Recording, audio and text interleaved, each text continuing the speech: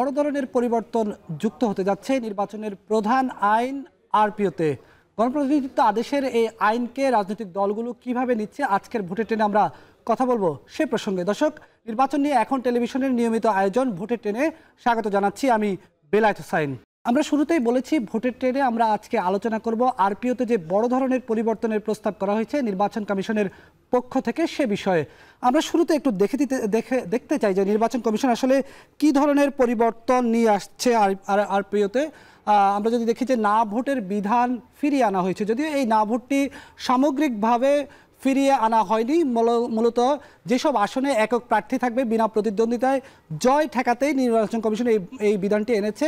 যেসব আসনে শুধু একক প্রার্থী থাকবে সেই সব আসনেই না ভোট তার বিপরীতে থাকবে। আইন শৃঙ্খলা বাহিনীর সংজ্ঞায় যুক্ত হচ্ছে সশস্ত্র বাহিনী, এর বাইরে ইভিএমের সকল বিধান বাতিল করা হয়েছে।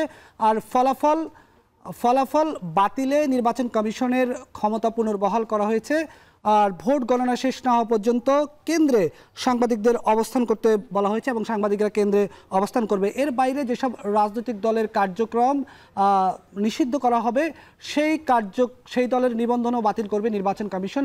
এই প্রসঙ্গটিও, এই বিধানটিও আরপিওতে যুক্ত করা হচ্ছে। দর্শক, আমরা শুরুতেই বলেছি আরপিওতে যে বড় ধরনের পরিবর্তন আসছে সে বিষয়ে আমরা আজকের ভোটের ট্রেনে আলোচনা করব। এই বিষয়ে আলোচনা করার জন্য ভোটের ট্রেনে আজকে যুক্ত হয়েছেন বিএনপি চেয়ারপারসনের উপদেষ্টা সাবেক সংসদ সদস্য হারুনুর রশিদ। আমার সঙ্গে আরও যুক্ত হয়েছেন এবি পার্টির সাধারণ সম্পাদক ব্যারিস্টার আসাদুজ্জামান ফুয়াদ। আপনাদের দুজনকেই স্বাগত জানাচ্ছি আমাদের আজকের পর্বে। আমি শুরুতে একটু হারুন ভাই আপনার কাছে যেতে চাই যে ইতিমধ্যেই দেখেছেন নির্বাচন কমিশনের পক্ষ থেকে বেশ কিছু বড় দাগের সিদ্ধান্ত নেওয়া হয়েছে। না ভোটের বিধান ফিরিয়ে আনার সিদ্ধান্ত নেওয়া হয়েছে এবং বলা হয়েছে নিকট অতীতে আমরা যেটি দেখেছি যে না কোনো প্রার্থী যদি একক প্রার্থী থাকতো তাহলে তাকে বিনা প্রতিদ্বন্দ্বিতায় বিজয়ী ঘোষণা করা হতো। নির্বাচন কমিশন এখন বলছে তাকে না ভোটের সঙ্গেই প্রতিযোগিতা করে সংসদে যেতে হবে। এই বিষয়টিকে কিভাবে দেখছেন, আমি পরে ফুয়াদ ভাইয়ের কাছে আবার যাব। ধন্যবাদ আজকের এখন টিভিতে আমাকে আমন্ত্রণ জানানোর জন্য, এবং অত্যন্ত একটি গুরুত্বপূর্ণ বিষয় আজকে আলোচনার বিষয়বস্তু আপনারা নির্ধারণ করেছেন। আগামী জাতীয় সংসদ নির্বাচন নিঃসন্দেহে অত্যন্ত গুরুত্বপূর্ণ জাতীয় এবং আন্তর্জাতিকভাবে। তার কারণ আপনারা নিশ্চয়ই জানেন যে গত বছর জুলাই আগস্টের যে রক্তপাতের মধ্য দিয়ে একটা ফ্যাসিবাদী শাসনের অবসান ঘটেছে এবং কর্তৃত্ববাদী শাসন বিদায় হয়েছে। এটির আমাদের প্রধান লক্ষ্য এবং দাবি ছিল যে বাংলাদেশে একটা অবাধ, সুষ্ঠু, একটা জাতীয় এবং আন্তর্জাতিকভাবে একটা গ্রহণযোগ্য নির্বাচন। সেই ক্ষেত্রে নির্বাচন কমিশন নিঃসন্দেহে আমি মনে করব যে তারা চেষ্টা করছে যে নির্বাচনকে গ্রহণযোগ্য করা এবং নির্বাচনে যে সমস্ত বিষয়গুলো নিয়ে অতীতে জটিলতা তৈরি হয়েছে বা জনগণের যে মতামত প্রকাশের জায়গাটাকে আরও স্বচ্ছ করা, সেই জায়গাগুলোকে আরও সুন্দরভাবে অ্যাড্রেস করার জন্য আজকে যে অনলাইনে আমি আপাতত প্রাথমিকভাবে যেটুকু দেখেছি আমি এটিকে স্বাগতম জানাই। তার কারণ এখানে নির্বাচন কমিশনকে শক্তিশালী করতে গেলে অবশ্যই বলবো ওটা প্রার্থী, একক প্রার্থীর জায়গায় সেখানে না ভোটের বিধান সংযোজন করা হচ্ছে, অথবা সেখানে আপনার পুনরায় তফসিল ঘোষণা করে নির্বাচনের ব্যবস্থা করার বিধান সংযোজন করা যেতে পারে বলে আমি মনে করি। এবং অন্যান্য যে বিষয়গুলো এখানে সংযোজিত হয়েছে, বিশেষ করে না ভোটের বিধানটা সার্বিকভাবে সবার জন্য করা যেতে পারে। তার কারণ এখানে প্রার্থী যারা প্রতিদ্বন্দ্বিতা করে, এখানে বড় দলগুলো যে প্রার্থী বিভিন্ন জায়গায় মনোনয়ন দেওয়া হয়, সেই ক্ষেত্রেও অনেক সময় ভোটারদের মধ্যে অসন্তোষ থাকে, কিন্তু কিছু করার থাকে না। সেই ক্ষেত্রে যদি এই জায়গাগুলোকে আরও স্বচ্ছ করা যায় তাহলে এই ক্ষেত্রে দেখা যাবে যে প্রার্থী বাছাইয়ের ক্ষেত্রে বড় দলগুলো কিন্তু আরও সজাগ এবং সচেতন হবে এবং যোগ্য উপযুক্ত প্রার্থীরাকে কিন্তু তখন মনোনয়ন দেওয়ার ক্ষেত্রে একটা সুযোগ তৈরি হবে। সুতরাং আমি যেটা মনে করি যে আরপিও বা তারপর নির্বাচনের ফলাফল বাতিলের ক্ষেত্রে নির্বাচন কমিশনের ক্ষমতা রাখা হয়েছে। কেউ যদি আপনার তথ্য গোপন করে বিভিন্ন তথ্য দিয়ে নির্বাচন করে, সেই ক্ষেত্রে যদি প্রমাণ হয়, যেটা আমাদেরকে আদালতে যেতে হতো, অনেক দীর্ঘসূত্রিতা, এবং দেখা গেছে নির্বাচনকালীন মেয়াদ শেষ হয়ে যাওয়ার পরেও আদালত থেকে রায় পায়নি। সুতরাং এই ক্ষেত্রে যদি নির্বাচন কমিশন সন্তুষ্ট হয় যে তথ্য দিয়ে তারা নির্বাচনে অংশগ্রহণ করেছে সেই তথ্যের মধ্যে অসঙ্গতি বা ভুল রয়েছে, তাহলে নির্বাচন কমিশন সেই ফলাফল বাতিল করতে পারবে। আমি মনে করি এগুলো অত্যন্ত পজিটিভ সিদ্ধান্ত। আমি হারুন ভাই, আমার ব্যক্তিগত অভিমত। আপনার কাছে আসছি। হারুন ভাই বলছেন যে এইগুলো ইতিবাচক সিদ্ধান্ত নির্বাচন কমিশনের, এই সিদ্ধান্তগুলোকে আপনি কিভাবে দেখছেন?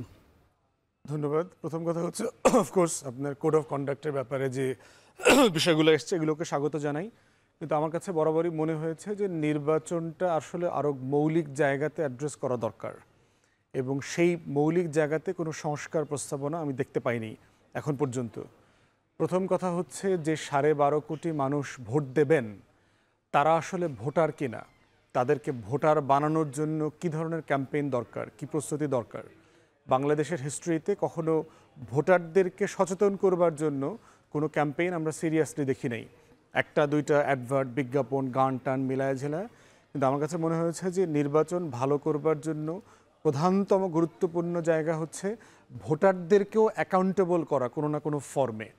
ভোটাররাও কোনো সিন্ডিকেটের অংশ হচ্ছেন কিনা, তারা টাকা নিয়ে পার্টিকুলার কোনো ব্যক্তি, দল, গ্রুপের পিছনে কাজ করছেন কিনা, ভোটাররা লেনদেন করছেন কিনা, এগুলোকেও ফৌজদারি অপরাধের মধ্যে আনতে হবে। প্রার্থী ভোটারকে 5,000 টাকা দিল, প্রার্থী অপরাধ করেছে, কিন্তু যিনি নিলেন উনি অপরাধ করেছেন কিনা, ওনাকেও জবাবদিহিতার আওতায় আনতে হবে। ভোটের সর্দার বলে একটা কথা আছে লোকাল পলিটিক্সে। আমরা তো লোকাল পলিটিক্সে নতুন, কনস্টিটিউয়েন্সি পলিটিক্সে হারুন ভাইরা তো এখানে পিএইচডি করা আর কি। তো এইখানে আমরা দেখেছি এলাকায় এলাকায় ভোটের সর্দার আছে, মানে এই বাড়িতে আপনার 500 ভোট আছে, অমুক তালুকদারের কাছে 2,500 ভোট আছে, অমুক খানের কাছে, অমুক চৌধুরীর কাছে 4,000 ভোট আছে। এই সর্দাররা প্রার্থীগুলোর সাথে নেগোশিয়েট করে, কত দেবেন, আমি 250 ভোট ম্যানেজ করে দেবো আপনাকে। এইগুলোকে কিভাবে অ্যাকাউন্টেবল করা যায়, লোকাল যে গোত্রীয় পলিটিক্স, সেটা জরুরি। এরপরে হচ্ছে যে আপনি ভোটারদের জন্য, ভোটারকে এডুকেট করবার জন্য কি করতে পারেন। আমাদের প্রান্তিক সেবা দেয় এমন বেশ কিছু অফিসার আছে সরকারের, যেমন দেখবেন পরিবার পরিকল্পনা আপা বলে, স্বাস্থ্য আপা বলে, দেখবেন ভেসপাতে করে করে যায়, তারা প্রসূতি মায়েদের সেবা নেয়, ডাক্তারদের ট্রিটমেন্ট ডিল করে। তথ্য আপা বলে একটা সেকশন আছে যারা গ্রামীণ মহিলাদেরকে, নারীদেরকে সেবার সাথে সংশ্লিষ্ট করে।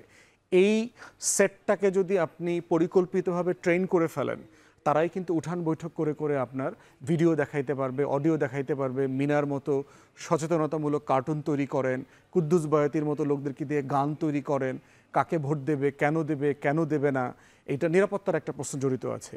এইগুলো যদি না করা যায়, দিন শেষে সব নির্বাচনটা দেখবেন যে প্রার্থী কেন্দ্রিক আলোচনা হচ্ছে। এইটা আসলে কোনো সমাধান, ভালো নির্বাচন বয়ে আনবে না। এবং দেখেন কেন আনবে না, আজকে আপনারা হয়তো রিপোর্ট করেছেন, বিআইজিডি থেকে একটা জরিপ আসছে। সেই জরিপে দেখলাম 53% মতো লোক এখনো ভোট কাকে দেবে সিদ্ধান্তই নেই। তাহলে এটা তো ভয়ঙ্কর ব্যাপার। আপনি বলতে পারেন যে স্যাম্পলিংয়ের প্রবলেম আছে, সব জরিপের প্রবলেম আছে। আফরাদ ভাই, এই বিষয়ে আমরা কথা বলবো, এই জরিপের বিষয়ে আমরা কথা বলবো। তবে আমরা একটু অনলাইনে যুক্ত করে নিচ্ছি নির্বাচন বিশ্লেষক, নির্বাচন কমিশনের সাবেক অতিরিক্ত সচিব জেসমিন টুলিকে। টুলি আপা, আপনাকে স্বাগত জানাচ্ছি। আপনার কাছে প্রশ্ন, আপনি নিশ্চয়ই দেখেছেন নির্বাচন কমিশন বেশ কিছু সিদ্ধান্ত নিয়েছে গণপ্রতিনিধিত্ব আদেশ পরিবর্তনের ক্ষেত্রে। আপনি নিজেই সরাসরি মাঠে অনেকগুলো বড় বড় নির্বাচনে রিটার্নিং কর্মকর্তার দায়িত্ব পালন করেছেন। আপনার কাছে কি মনে হয়, এই আইনগুলো পরিবর্তনই একটি ভালো নির্বাচনের যথেষ্ট কিনা? আচ্ছা, প্রথমত যে আইনগুলো কি চেঞ্জ, একটা আছে যে গণপ্রতিনিধিত্ব আদেশ অনুচ্ছেদ 19-এ বলা ছিল যে বিনা প্রতিদ্বন্দ্বিতায় নির্বাচন, যদি কেউ মনোনয়নপত্র বাছাইয়ের পর দেখা যায় যে একজন প্রার্থী বা প্রত্যাহারের পর যদি একজন প্রার্থী থাকে, সেই ক্ষেত্রে বিনা প্রতিদ্বন্দ্বিতায় নির্বাচিত হবার একটা বিধান ছিল। নির্বাচন কমিশন বলছে যে না, বিনা প্রতিদ্বন্দ্বিতায় নির্বাচনের বিধানটাকে রহিত করে সেখানে না ভোটের সাথে তাকে নির্বাচনে ভোট যুদ্ধে নামতে হবে।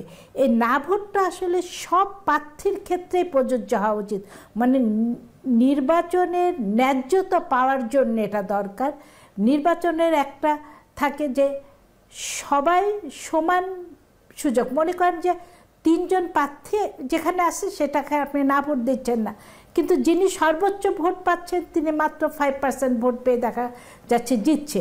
তার মানে এখানে প্রার্থী ঠিক হয়নি যে দল বা যিনি দাঁড়াইছেন।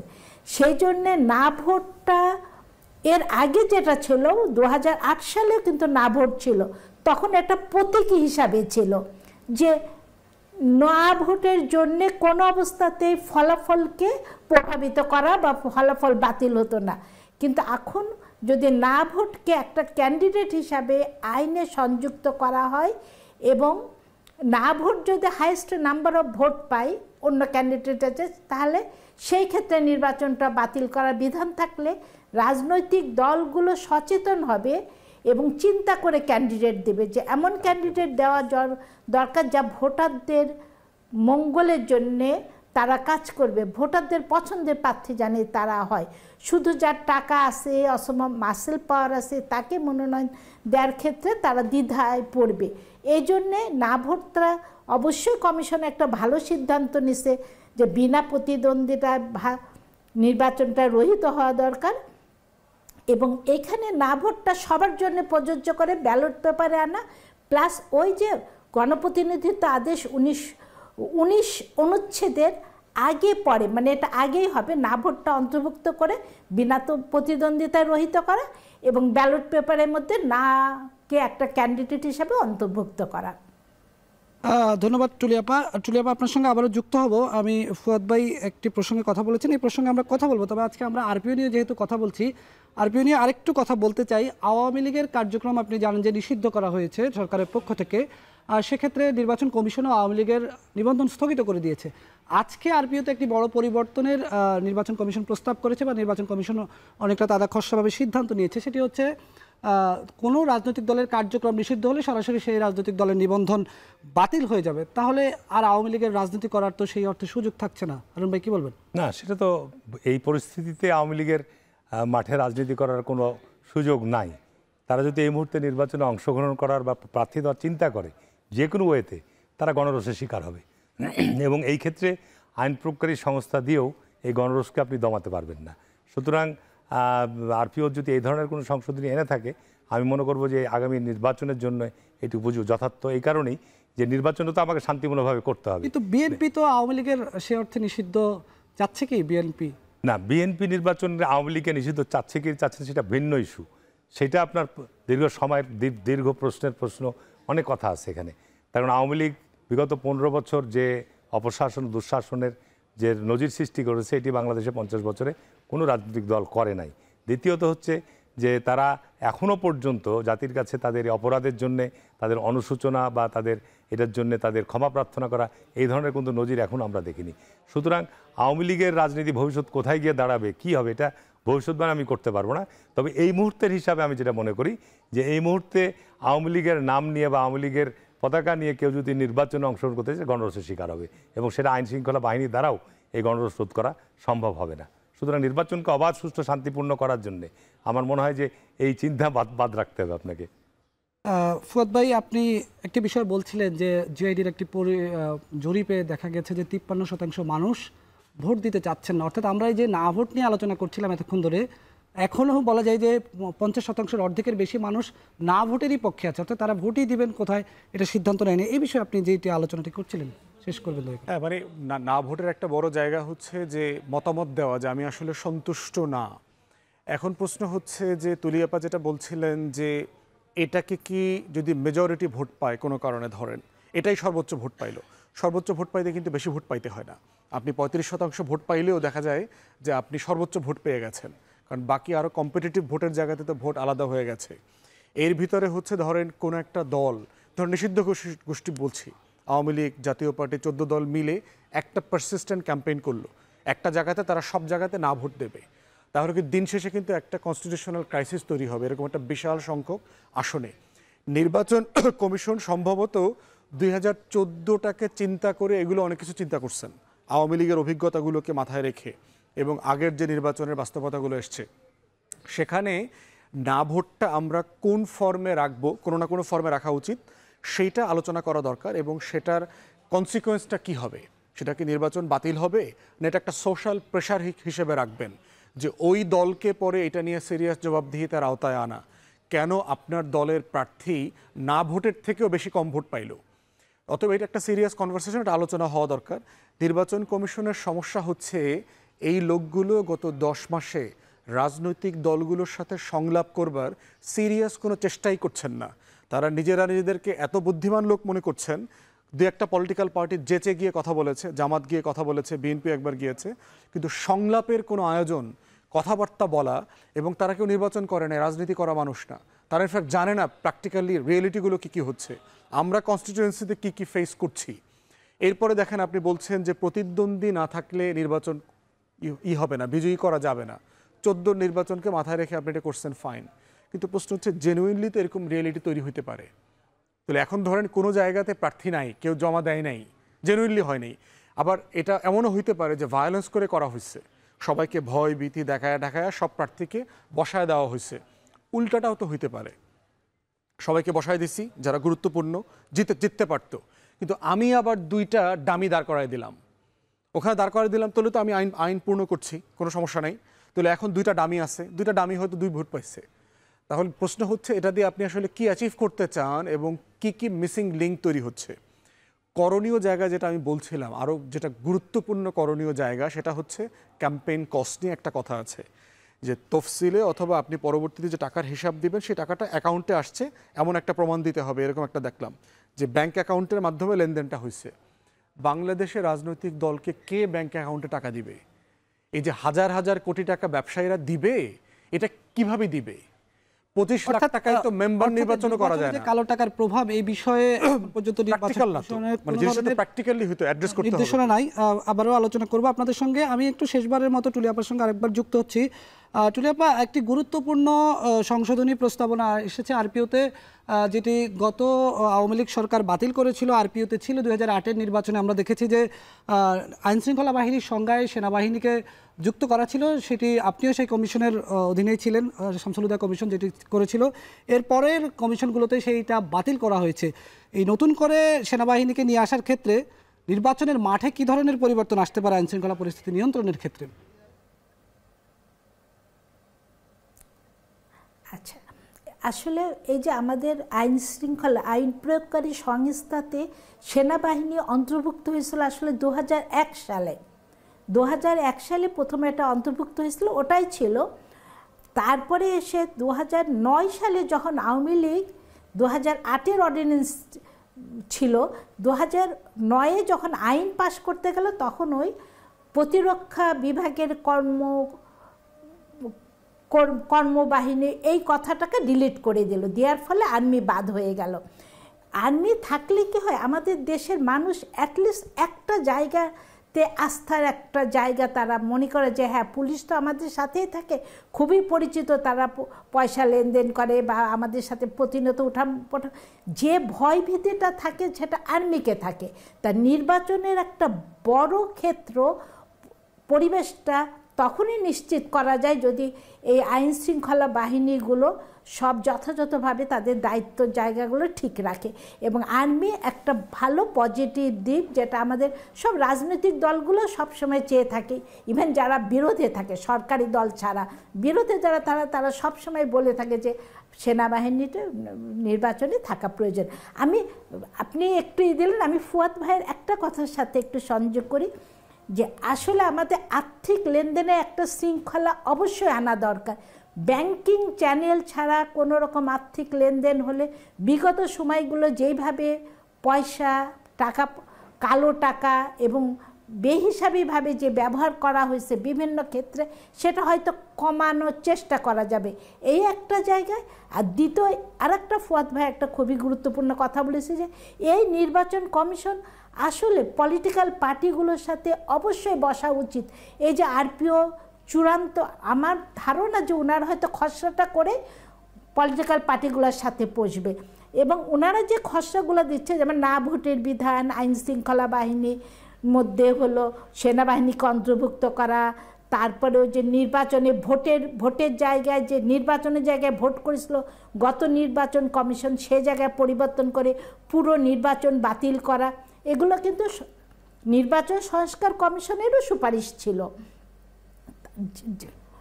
নির্বাচন কমিশন যেহেতু নির্বাচনটা অনুষ্ঠিত করবে এবং সবচেয়ে বড় স্টেক হোল্ডার এখানে হলো রাজনৈতিক দলগুলো, অবশ্যই রাজনৈতিক দলগুলোর সাথে চূড়ান্ত করার আগে বসা উচিত, আমার কাছে তাই মনে হচ্ছে। ধন্যবাদ টুলিয়াপা। যেই আরপিও সংশোধনগুলোর প্রস্তাবনা এসেছে রাজনৈতিক দলগুলোর সঙ্গে বসেই সেগুলো চূড়ান্ত করার পরামর্শ এসেছে। দর্শক, এই ছিল ভোটের সংলাপের প্রথম পর্বে। পরবর্তীতে আমরা আবারও যুক্ত হচ্ছি। RICL TMX, যুগের পর যুগ স্থাপনা থাকে মজবুত। VRM প্রযুক্তির RICL TMX রড। ভোটের ট্রেনের প্রতি পর্বেই আমরা যে বিষয় নিয়ে আলোচনা করি সেই বিষয়ে প্রান্তিক মানুষরা কি ভাবছেন সেটি আমরা দেখানোর চেষ্টা করি। আজকেও আমরা প্রান্তিক মানুষের সঙ্গে একটু যুক্ত হব। ব্রাহ্মণবাড়িয়া থেকে আমাদের সহকর্মী আজিজুল সঞ্চয় কথা বলেছেন প্রান্তিক মানুষের সঙ্গে, তাদের ভাবনাটি আমরা দেখব। ভোটের ট্রেনে ব্রাহ্মণবাড়িয়া থেকে যুক্ত হচ্ছি আমি আজিজুল সঞ্চয়। নির্বাচনকালীন সবচেয়ে গুরুত্বপূর্ণ আইনশৃঙ্খলা পরিস্থিতি, এ নিয়ে সাধারণ মানুষ কি বলছে চলুন জেনে আসি। নির্বাচন কমিশন শক্তিশালী, নিরপেক্ষ এবং স্বাধীনভাবে কাজ করতে পারে তাহলে মনে হয় আইনশৃঙ্খলা পরিস্থিতির কিছুটা উন্নতি হবে এবং নির্বাচন সুষ্ঠুভাবে হওয়ার আশা করি আমরা। প্রভাব বিস্তারের যে সংস্কৃতিটা এই নির্বাচনের দিন, ওই সংস্কৃতিটা থেকে ওইটা থেকে যদি বিরত রাখতে পারে প্রার্থীদেরকে এবং অংশগ্রহণকারী রাজনৈতিক দলগুলোকে, তাহলে এই যে অংশগ্রহণ এই ভোটারদের উপস্থিতিটা নিশ্চিত হবে।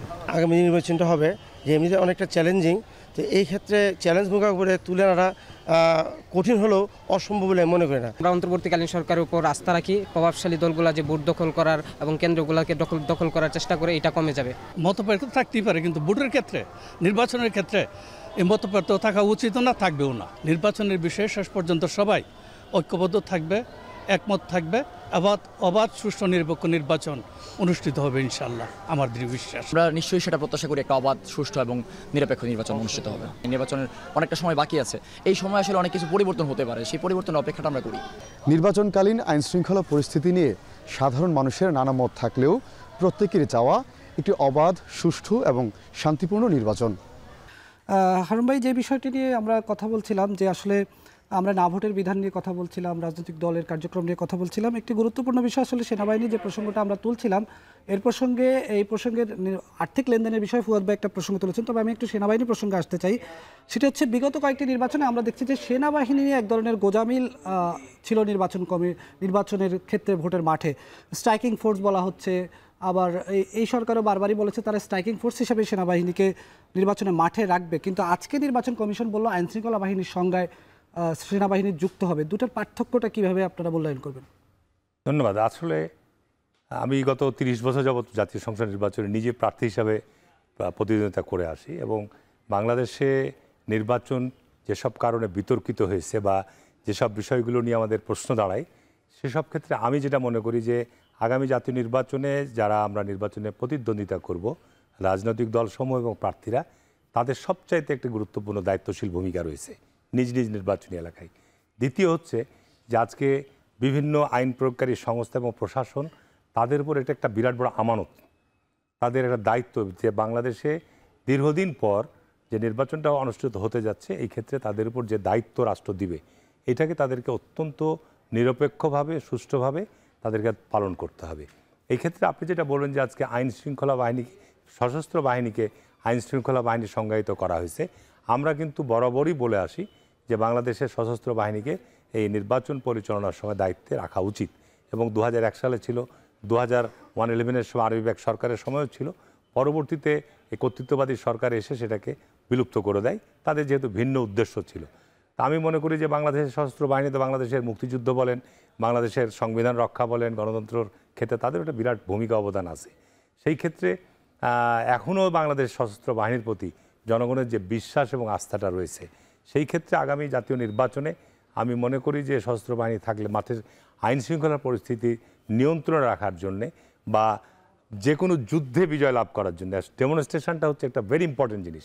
যে আপনি যখন নির্বাচনের জন্য আপনার ডেমনস্ট্রেশনটা যদি জনগণের কাছে স্পষ্ট হয় যে আমরা যে কোনো মূল্যেই কোনো ধরনের নির্বাচনে অনিয়ম বরদাস্ত করব না, অনিয়মের মধ্যে আপনার প্রার্থীদের পেশি শক্তি, অনিয়মের মধ্যে অর্থ লেনদেনের বিষয়গুলো, যেটা ফুয়াদ সাহেব বলেছে যে আপনার অবৈধভাবে অর্থ লেনদেন করে ভোট কেনা বেচা করা, এই সব ক্ষেত্রে যদি নির্বাচনের এই সুষ্ঠু করার জন্যে আইন প্রয়োগকারী সংস্থা, প্রশাসনের একটা শপথ থাকে যে আমরা জাতির এই নির্বাচনটাকে অত্যন্ত গ্রহণযোগ্য করার জন্যে আমরা এটা আমানত হিসাবে দায়িত্ব পালন করব, আমি বিশ্বাস করি যে নির্বাচন আপনার যে সমস্ত বিষয় নিয়ে বিতর্কিত হয় সেই জায়গা থেকে আমরা বেরিয়ে আসতে পারবো।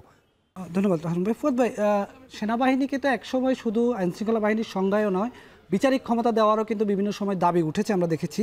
আর এই যে অন্তর্বর্তী সরকারের যে সময়টা আমরা দেখেছি গত বছরের 8ই আগস্ট থেকে, সেই সময় নানাভাবে সেনাবাহিনীকে ম্যাজিস্ট্রেসি পাওয়ার দেওয়া হয়েছে, নানাভাবে সেনাবাহিনীকে মাঠে ছিল, কিন্তু তারপরেও আমরা বিভিন্ন সময় আইনশৃঙ্খলা বাহিনীর যেই কড়া অবস্থান বা মাঠ নিয়ন্ত্রণের বিষয়ে যে কড়া পদক্ষেপ, সেটি আমরা নানা সময় ব্যাঘাত ঘটতে দেখেছি।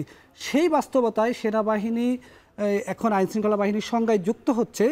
রাজনৈতিক দলগুলো যদি একেবারেই সদিচ্ছা না থাকে, তারা যদি তাদের মতো আচরণ করতে থাকে, সেক্ষেত্রে আসলে শুধু সেনাবাহিনী বা আইনশৃঙ্খলা বাহিনী দিয়ে নির্বাচন তুলে আনা কতটা সম্ভব?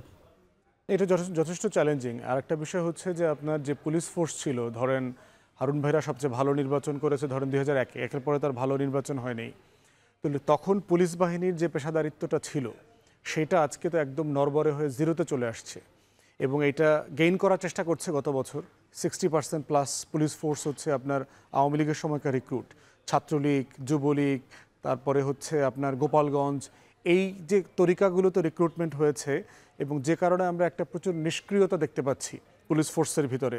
যেই লেভেলে আপনার যেই ফোর্স দিয়ে তারা মানে সমাজকে নিয়ন্ত্রণ করার দরকার ছিল সেটা তারা করছে না, এবং সেখানে অবশ্যই যৌথ বাহিনী একটা গুরুত্বপূর্ণ ভূমিকা আছে। যৌথ বাহিনী তো ডিপ্লয়েড আছে 30,000 ফোর্স। এখন যৌথ বাহিনী থাকার কারণেও কি আসলে আইনশৃঙ্খলা বাহিনী পরিস্থিতি খুব ভালো হচ্ছে? কমান্ডিং অফিসাররা অনেক জায়গায় দেখতে পাচ্ছি তারা পরিস্থিতিকে খারাপ হতে অ্যালাউ করছেন, এরকম বহু তথ্য আমাদের কাছে আছে। তাহলে প্রশ্ন হচ্ছে যে রাষ্ট্র যেখানে ভেঙে পড়েছে, পুলিশ ফোর্স এবং আইনশৃঙ্খলা বাহিনী আর্ম ফোর্সেস, সেইটা শুধুমাত্র ফোর্স ডিপ্লয় করলেই হবে কিনা, এই ফোর্সগুলোর অ্যাক্টিভিটিস, এই ফোর্সগুলোর যে মানে স্ট্রেংথ দরকার, যেটা আপনার অ্যাপ্লাই করবার মতো যে মানসিকতা দরকার, সেইটা কতটুকু আছে, সেটা কতটুকু ব্যাঘাত ঘটছে, কতটুকু আপনি ইমপ্রুভ করবেন, এটা ভেবে দেখার একটা বড় জায়গা আছে বলে মনে করছি। এরপর হচ্ছে এই ফোর্সগুলোকে ডিপ্লয় করা হচ্ছে, বলা হচ্ছে আপনার তফসিল ঘোষণার পরে ডিপ্লয় করবে। যে আমরা যারা নির্বাচন করব, আমরা তো এখন থেকে এলাকায় যাচ্ছি। আমি নিজে আমার এলাকায় বিএনপির 2 গ্রুপের রামদা মিছিল দেখেছি, শত শত লোক 2 পক্ষে রামদা মিছিল করেছে। তো এখন প্রশ্ন হচ্ছে যে আমি ওখানে সেফলি ক্যাম্পেইন করব কিভাবে? মানে আপনার তো ডিপ্লয় করলে আমাকে তো এখন থেকে সেফলি ক্যাম্পেইন করবার মতো স্পেস করে দিতে হবে। আমরা যারা কনস্টিটিউয়েন্সি পলিটিক্সে নতুন, আমাদের যাদের দল নতুন, আমাদের যাদের খুব স্ট্রং সংগঠন নাই, আমাকে তো নিরাপদে এলাকায় যাওয়ার মতো পরিবেশ করে দিতে হবে। তাই নির্বাচন কমিশনকে 80,000-এর ফোর্সটাকে আমি সাফিসিয়েন্ট মনে করি না, আমি এটাকে ডাবল করতে বলছি। আমার 2 লাখ প্লাস আর্ম ফোর্সেস আছে, তাহলে আপনি কেন 1.5 লাখ করবেন না? আপনার 1,60,000 করতে সমস্যা কই? এবং সেটা এখন কেন করবেন না? কারণ এখন তো সবাই আমরা নির্বাচন এলাকায় যাওয়া শুরু করছি মানেই হচ্ছে এলাকাতে ভায়োলেন্স বাড়বে। এলাকায় যাচ্ছি মানেই হচ্ছে আপনার নির্বাচন কেন্দ্রিক প্রতিদ্বন্দ্বিতা, খুন খারাপি, প্রচুর হুমকি চলছে, শত শত ভায়োলেন্সের ঘটনা ঘটছে। প্রতিদ্বন্দ্বী প্রার্থী, একই দলের একাধিক প্রার্থী আছে, এগুলোর ঝামেলা আছে। প্রফেশনাল গ্যাংস্টার আছে, পুরাতন পতিত আওয়ামী লীগের গুন্ডা পান্ডাদেরকে এখন দেখতে পাচ্ছি বাজারে মানে প্রকাশিত হতে, যাদেরকে আমরা গত অনেকদিন বাজারে দেখি নাই অথবা এলাকাগুলোতে দেখি নাই, তাদেরকে নির্বাচনে আপনার প্রকাশ্যে নিয়ে আসার চেষ্টা করা হচ্ছে বিভিন্ন রাজনৈতিক দলের পক্ষ থেকে, প্রার্থীদের পক্ষ থেকে। অতএব এই বাস্তবতাগুলো যদি আপনি এখনই ফোর্স ডিপ্লয় না করেন, আপনি ইলেকশনের আগ পর্যন্ত কী করবেন? আমি আগামী 4 মাসে আমি যদি এলাকায় যেতে না পারি, ক্যাম্পেইন করতে না পারি, শুধু ডিসেম্বরে গিয়ে তো আমি নির্বাচন করতে পারবো না, জানুয়ারি থেকে আমি পারবো না, কারণ আমার দল নাই, আমার সংগঠন নাই, আমার তো এখনই এলাকাতে নিরাপদে যাইতে হবে। অতএব এই বাস্তবতাগুলো বিবেচনা করা দরকার সিরিয়াসলি। আর একটা হচ্ছে আপনার বলা হচ্ছে 31 অক্টোবর পর্যন্ত যারা বয়স 18 হবে তারা ভোট দিতে পারবে। আমি এই সিদ্ধান্তের সাথে দ্বিমত করছি। যারা নির্বাচনের দিন সকালে 18 হবে তাদেরকে ভোট দিতে পারতে হবে। ডিজিটাল জমানাতে এটা কোনো ডিফিকাল্ট কাজ না। আমাদের এনআইডি, আমাদের স্কুল সার্টিফিকেট, আমাদের সব কিছুর ভিতরে এই প্রসেসটা আছে, এটা আপনি চাইলেই করতে পারবেন, এটা অনেক জটিল কিছু না। এরপরে হচ্ছে যেটা আমি এই কোড অফ কন্ডাক্টে দেখি নাই, সেটা হচ্ছে ক্যাম্পেইন। আপনি যে বলছেন, আমরা বারবার বলছি, আপনি 25 লাখ টাকা একটা এমপি ইলেকশন ফিক্স করে দিচ্ছেন। ওনাদের কোনো আইডিয়াই নাই যে 25 লাখ টাকা ভ্যান ভাড়া আর মোটরসাইকেল ভাড়ার উপরে চলে যাবে ইলেকশনে। এটা কোনো টাকা না, এটা ইউনিয়ন পরিষদের একজন মেম্বার এই টাকা খরচ করে। তাহলে আপনি একটা মানে অযৌক্তিক অসাংবিধানিক অন্যায় করবার জন্য আমাদের সবাইকে ঠেলে দিচ্ছেন কেন? যে নির্বাচনটা করবার জন্য বিভিন্ন দল শত শত কোটি টাকা নিয়ে মাঠে নামবে, সেখানে আপনি বলছেন আপনি 25 লাখ টাকা সিলিং দেবেন। তাহলে আপনি 25 লাখ টাকা খরচের টাকা দিয়ে দেন, আপনি এটার ক্যাম্পেইনের দায়িত্ব নেন। আপনি ক্যাম্পেইনের দায়িত্ব নিচ্ছেন না রাষ্ট্র, আপনি নতুনদেরকে স্পেস করবার জন্য টাকার আয়োজন করে দেবেন না, কিন্তু আপনি আবার টাকার সিলিং করে দেবেন। ব্যাংক নিয়ন্ত্রণ করবেন, নগদ কিভাবে নিয়ন্ত্রণ করবেন? ছোট করে হারুন ভাইয়ের কাছে একটু যেতে চাই, ছোট করে, সেটি হচ্ছে যে একটু সংক্ষেপে বলবেন। ফুয়াদ ভাই একটি বিষয় বলেছে যে তার এলাকায় বিএনপির দুপক্ষের রামদা মিছিল। তো আগামী নির্বাচনে আসলে বিএনপির দায়িত্বশীলতার জায়গাটা তো সবচেয়ে বেশি হওয়া দরকার, আপনি কি মনে করেন? আমি একমত আপনার সঙ্গে যে আগামীতে বিএনপি দায়িত্বশীল আচরণ হওয়া অবশ্যই উচিত। তবে আমি এটুকুই বলবো যে নির্বাচনের যেহেতু ট্রেন এখন রাস্তায় চালু হয়ে গেছে, সেই ক্ষেত্রে আইনের আমাদের অভাব নাই, আইন আছে। আইন প্রজ্ঞারী সংস্থাগুলোকে আইনের যথাযথ প্রয়োগে যেতে হবে, সেই মেরুদণ্ডটা সোজা করতে হবে। আপনি যদি এখনও আইন প্রয়োগকারী সংস্থাগুলো ওই জায়গাটাকে আপনি সোজা হয়ে না দাঁড়ান, তাহলে সত্যিকার অর্থে নির্বাচনের সময় আপনি মাঠ সঠিক রাখা মুশকিল হবে। আমি যেটা মনে করি যে আপনার বড় দলগুলোর মধ্যে একাধিক প্রার্থী মাঠে প্রতিদ্বন্দ্বিতা এটা থাকবে। যখন তফসিল ঘোষণা হবে, যখন প্রার্থী ঘোষিত হয়ে যাবে, তখন এই জায়গাগুলো আপনার নিষ্পত্তি হয়ে যাবে, থাকবে না। এখন প্রতিদ্বন্দ্বী তার যারা আছে বিভিন্ন সব জায়গায় একাধিক প্রার্থীরা মাঠে থাকছে। খুব বেশি জায়গায় আপনার এই ধরনের ঘটনা ঘটছে বলে আমার জানা নাই, দু একটা জায়গায় ঘটতে পারে। আমি তো আমার এলাকা তো একাধিক প্রার্থী মাঠে ঘুরছে, আমি তো জানি না কোনো সময় আমার দলের যারা ভোট করতে চাই আমার দলের লোকজন তাদেরকে কোনো বাধা দিয়েছে জানা নাই। ইভেন আমার পার্শ্ববর্তী নির্বাচন এলাকা সেখানেও একাধিক প্রার্থী মাঠে ঘুরছে। আওয়ামী লীগের এই যে ফুয়াদ ভাই বললো যে আওয়ামী লীগের অনেক উনি গুন্ডা পান্ডা শব্দটাই ব্যবহার করেছেন যে এখনই মাঠে সক্রিয় হয়ে গেছে, এদেরকে আসলে ছত্রছায়া আওয়ামী লীগের ব্যাপারে আমার যেটা দৃষ্টিভঙ্গি, আমি খুব স্পষ্টভাবে বলছি, আওয়ামী লীগের যারা দুষ্কৃতিকারী, যারা বিগত 15 বছর দেশের সম্পদ লুটপাট করেছে, যারা বিনা ভোটে এমপি, মেয়র, উপজেলা চেয়ারম্যান নির্বাচিত হয়েছে, যারা বাংলাদেশের জনগণের উপর দুঃশাসন চালিয়েছে, তাদের আইনের আওতায় আনা উচিত। কিন্তু আপনি আওয়ামী লীগের যে 25-30% ভোটের, তাদের মধ্যে যারা সাধারণ মানুষ তো রাজনীতি, আপনি যে আমাদের সংবিধান, আপনি তো তাদেরকে তাদের যে মত প্রকাশের জায়গা, তাদের স্বাধীনভাবে চলাফেরার জায়গা তো আপনি রুদ্ধ করতে পারবেন না। আইনের প্রয়োগটা আপনাকে নিয়ে আসতে হবে। আওয়ামী লীগের মধ্যে যারা সন্ত্রাসী, দুষ্কৃতিকারী, যারা বিগত সময়ে মানুষের উপর আপনার বিভিন্ন রকম অপরাধ সংগঠিত করেছে, তাদেরকে আইনের আওতায় নিয়ে আসেন। বাকি আপনার তারা কোন দিকে যাবে, কোথায় যাবে, এটা নির্ধারণ তো আমি করতে পারবো না, কোনো সংজ্ঞাতেই করতে পারবো না। এটা আমাদের সংবিধানে যে আমাদের জন্য যে আপনার ধারা দিয়েছে, মানুষের চলাচলের স্বাধীনতা, সভা সমাবেশের স্বাধীনতা, মত প্রকাশের স্বাধীনতা, এই জায়গাটা। ভোটের ট্রেনের প্রতিটি পর্বেই আমরা দেখানোর চেষ্টা করি রাজনীতির মাঠে নির্বাচন নিয়ে আজকে কি ধরনের উত্তেজনা ছিল, রাজনীতিবিদরা কে কি বলেছেন, বা নির্বাচন নিয়ে আজকের রাজনৈতিক আলাপ কেমন ছিল, আমরা একটু সেটা দেখে নিতে চাই। সার্বিকভাবে না ভোট নয়, যদি কোনো কনস্টিটিউয়েন্সিতে মাত্র একজন ক্যান্ডিডেট হয় তাকেও নির্বাচনে যেতে হবে, তার বিপক্ষে না প্রতিদ্বন্দ্বিতা করবে, এবং সেখানে যদি পুনরায় না বিজিত হয় দ্বিতীয় ইয়েতে, তাহলে আর ভোট হবে না, তখন ব্যক্তি প্রার্থী বিবেচিত হবে। ফলাফল স্থগিত এবং বাতিল নিয়ে যে বিধানগুলো ছিল, যেখানে পুরো কনস্টিটিউয়েন্সির নির্বাচন বাতিল করার বা ফলাফল বাতিল করার যে সক্ষমতা, সেটাকে সীমিত করা হয়েছিল আপনারা জানেন, সেটা আবার পুনঃস্থাপন করা হয়েছে। অনেকেই বলছে এই সংস্কার না হলে আমরা নির্বাচন করব না, ওই সংস্কার না হলে আমরা নির্বাচন, বলতেই পারে, প্রত্যেকের কথা বলার অবশ্যই অধিকার আছে। আমরা নির্বাচনের জন্য বলি নাই, আপনারা জনগণ সবাই নির্বাচনের জন্য উৎসব মুখর করছে, এটা আমরা না, জনগণ সবাই আমরা ইলেকশনটা চাচ্ছি এবং একটা শান্তিপূর্ণভাবে ইলেকশন হোক এটা চাচ্ছি। এই জন্য এটার জন্য যত ধরনের আমাদের প্রিপারেশন নেওয়ার আমরা প্রস্তুতি নিচ্ছি। আমরা আলাপ করছিলাম যে আজকে গণপ্রতিনিধিত্ব আদেশ আরপিওতে যে বড় ধরনের পরিবর্তন আনা হয়েছে, সেই প্রসঙ্গে অনেকগুলো পরিবর্তনের কথা বলা হয়েছে। আমি যদি একটু আমাদের কারিগরি টিমকে বলি আবারও একটু আমাদেরকে সেই গ্রাফিক্সটা একটু দেখানোর জন্য কি কি পরিবর্তন নির্বাচন কমিশন আনতে চাচ্ছে। এই পরিবর্তনগুলোর ক্ষেত্রে আমরা দেখছি না ভোটের বিধানের কথা বলা হয়েছে, ইভিএম বাতিলের বিধানের কথা বলা হয়েছে, নির্বাচনের বাতিলে ইসির ক্ষমতা পুনর্বহালের কথা বলা হয়েছে, ভোট গণনা শেষ না পর্যন্ত সাংবাদিকরা কেন্দ্রে অবস্থান করবে সে বিষয়ে বলা হয়েছে। কিন্তু যে বিষয়টি ফুয়াদ ভাই এখানে ওঠানোর চেষ্টা করেছেন যে আসলে এই যে কালো টাকার প্রভাব বা নির্বাচনে আর্থিক লেনদেনের যে স্বচ্ছতা, সে বিষয়ে কোনো ধরনের নির্দেশনা নেই আরপিওতে। এই বিষয়টি আমি ফুয়াদ ভাই যদিও বলেছি এর আগে, হারুন ভাই আপনার কাছে একটু আসতে চাই, এই প্রসঙ্গে কি বলবেন? না, আইনের এক্ষেত্রে এই যে আজকে যে 5টি বা 6টি আপনি সিদ্ধান্ত, তার পূর্বে কিন্তু আছে অবৈধ কালো টাকার লেনদেনের ক্ষেত্রে। আমরা যখন নির্বাচনে অংশগ্রহণ করি এবং প্রতিদ্বন্দ্বী প্রার্থীরা যদি তারা সবাই আমরা কিন্তু একেবারে সজাগ দৃষ্টি রাখি যে কোথাও কেউ কাপড় বিতরণ করছে কিনা, কোথাও কেউ টাকা বিতরণ করছে কিনা। এটা কিন্তু নির্বাচনে যারা অংশগ্রহণ করে এটা প্রার্থীদেরও দায়িত্ব। আমি যদি সেই রকম কোনো অভিযোগ পাই বা সংবাদ পাই, তখন আমি আইন প্রক্রিয়া সংস্থায় খবর দেব। ইভেন অনেক সময় বস্তি যেসব জায়গায় থাকে, যেসব জায়গায় এই কামগুলো হয়, সেসব জায়গায় প্রতিদ্বন্দ্বী প্রার্থীরা সজাগ দৃষ্টি রাখে সারাদিন সারা রাত, ওখানে কেউ ঢুকছে কিনা। তখন সেই ক্ষেত্রে আপনার আইন আছে, সেই ক্ষেত্রে যদি আপনার কালো টাকা বা শাড়ি কাপড় চোপড় এই সময় কিছু লেনদেন হয়, তখন কিন্তু আপনার আইন প্রক্রিয়া সংস্থা নির্বাচন কমিশনে খবর দিলে তারাই ব্যাপারে প্রয়োজনীয় পদক্ষেপ গ্রহণ করে। এইটার মধ্যে নাই, কিন্তু ওগুলো কিন্তু পূর্বে আছে। কালো টাকার যে প্রভাব আমাদের নির্বাচনে নাই কথা আমি বলবো না, আছে। তবে এটিকে কমিয়ে আনার জন্যে কী ধরনের পদক্ষেপ গ্রহণ করা যেতে পারে, যেমন 25 লক্ষ টাকা দিয়ে অ্যাকচুয়ালি একটা নির্বাচন এলাকায় নির্বাচন বর্তমানে ডিজিটাল প্রযুক্তির যুগে সম্ভব নয়।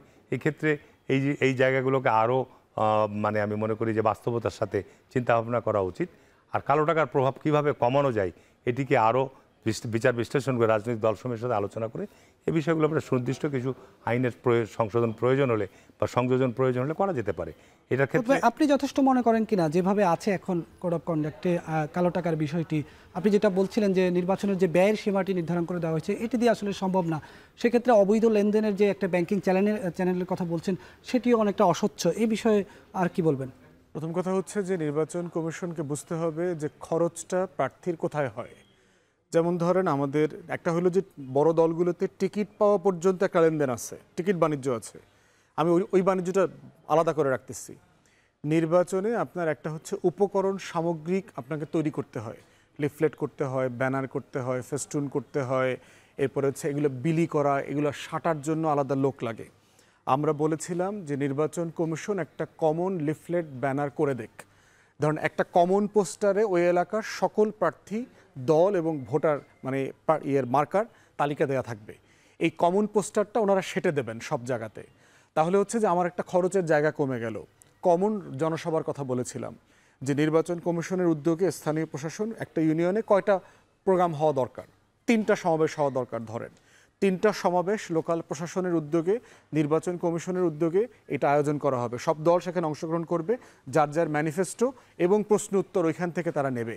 তাহলে আমার সমাবেশের খরচ কমে গেল এবং এটা মাইকিং করে বলার জন্য যতটুকু কাজ করা দরকার ওটাও সরকার নির্বাচন কমিশন করে দেবে। থার্ড খরচ হচ্ছে নির্বাচনের দিন। আমি তো নির্বাচন করি নাই, হারুন ভাই করেছেন। নির্বাচনে চিন্তা করে দেখেন যদি আপনার 100 সেন্টার থাকে, 150 সেন্টার থাকে, প্রত্যেকটা সেন্টারে প্রত্যেকটা রাজনৈতিক প্রার্থীর 50 থেকে 100 লোক ডিপ্লয় করতে হয় ওখানে। একটা হচ্ছে বুথ আছে ভিতরে, আপনার বাহিরে আপনার সবাই চেয়ার টেবিল নিয়ে যার যার ক্যাম্পেইন তাবু বসে। এরপরে হচ্ছে সিকিউরিটি কনসার্ন, যদি মারামারি লাগে অন্য পক্ষের সাথে তাহলে আমার লোকজন লাগবে, তো ভোট গণনার জন্য রাত 2টা-3টার মতো লোক থাকতে হবে। তাহলে এই 50টা লোককে খাওয়ার দায়িত্ব কাকে নিতে হয়? প্রার্থীকে নিতে হয়। প্রত্যেকটা পোলিং এজেন্টকে তাকে 1000-2000 টাকা ক্যাশ দিতে হয়। এবং বাস্তব একটা মানুষকে আপনি সকাল সেই 6টা থেকে রাত 2টা-3টা পর্যন্ত 18 ঘন্টা খাটাবেন, তাকে একটা তো মানে রিমুনারেশন দিতে হবে, একটা সম্মানই দিতে হবে, তাকে 2 বেলা 3 বেলা খাওয়াইতে হবে। এইটার খরচ যদি নির্বাচন কমিশন নিয়ে নেয় তাহলে কিন্তু প্রার্থী আমাদের যারা নির্বাচন করেছে তারা বলেছে, হারুন ভাই যোগ বিয়োগ করতে পারেন, আগে যা খরচ হয় সারা মাস নির্বাচনের দিন এবং তার আগের রাতে নাকি বেশি টাকা খরচ হয় তার থেকে। এই টাকাটা কোথায় খরচ হয়? এই পোলিং এজেন্টদের পিছনে তাকে টাকা দিতে হয়, তাকে এনশিওর করতে হয়, তাকে দুপুরের খাবার, বিকালের রাস্তা, রাতের খাবার অ্যারেঞ্জ করতে হয়। তাহলে ওইখানে সেন্টারে যারা সরকারি কর্মকর্তা কর্মচারীরা থাকে, পুলিশ থাকে, আনসার থাকে, তাদের খাওয়া দাওয়ার দায়িত্ব তো সরকার নেয়। তাহলে পোলিং এজেন্টের কাজটা তো আসলে রাষ্ট্রের কাজ করছে সে, যদিও সে দল অ্যাপয়েন্ট করছে লোকটাকে, কিন্তু দিন শেষে সে সাপোর্টটা দিচ্ছে কাকে? রাষ্ট্রকে হেল্প করছে একটা ভালো নির্বাচন করবার জন্য। তাহলে তাকে আপনি 2000 টাকা সম্মানের দায়িত্ব কেন নেবেন না? তার ওই আনসার আর পুলিশের খিচুড়ি রান্না করার সাথে আরও 50 জন লোকের খিচুড়ি রান্নার ব্যবস্থা আপনি করেন, এক্সট্রা করেন, এতে আপনার কয় কোটি টাকা খরচ হবে?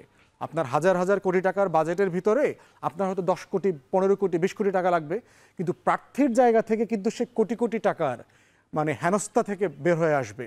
তাহলে আপনি যখন কালো টাকার প্রভাবের কথা বলছেন, প্রার্থীকে কেন টাকা খরচ করতে হয়, সেই গর্তগুলো যদি আপনি বন্ধ করে না দেন, ওখানে যদি প্রার্থীকে সাহায্য না করেন, রাষ্ট্র না করে, তাহলে ভালো ক্যান্ডিডেট কখনো অল্প টাকায় নির্বাচন করে আসতে পারবে না। ধন্যবাদ ফুয়াদ ভাই।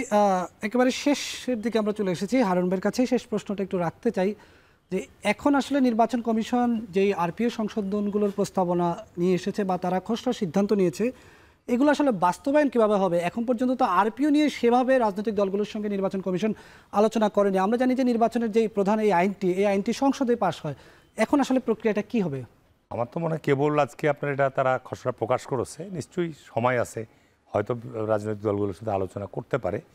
তবে নির্বাচন যে সমস্ত কারণে প্রশ্নবিদ্ধ হয়, বিতর্কিত হয়, সেই জায়গাগুলো আমরা জানি, নির্বাচন কমিশনও জানে, প্রশাসন জানে, আইন প্রয়োগ সংস্থাও জানে।